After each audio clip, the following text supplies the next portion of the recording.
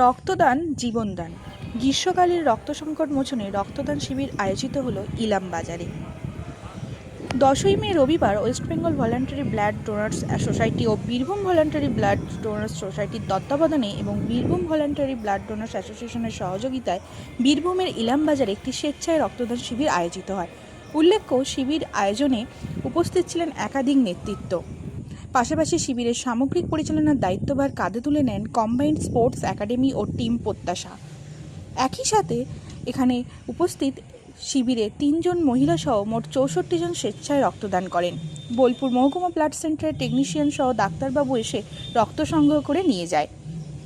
তাদের একটাই মতামত, তিনি জাতি ধর্ম বর্ণ নির্বিশেষে সকল স্তরের মানুষের কাছে স্বেচ্ছায় রক্তদান এগিয়ে আসার আহ্বান জানান। শিবিরে রক্তদাতাদের উৎসাহ প্রদানের লক্ষ্যে উপস্থিত ছিলেন বিশিষ্ট সমাজসেবী আব্দুস সামাদ, নিতাই ঘোষ, সুবল কর্মকার, মুফতি মুরসাল সহ অন্যান্য ব্যক্তিবর্গরা।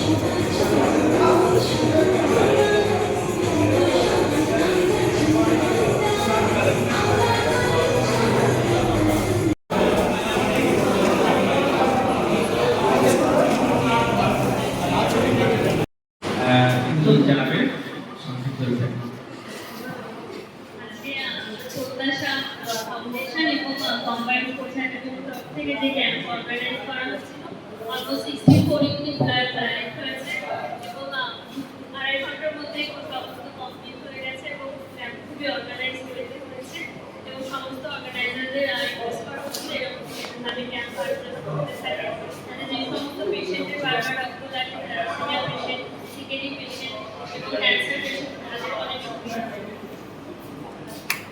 ধন্যবাদ।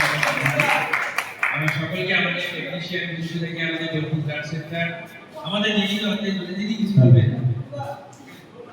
আমার একটাই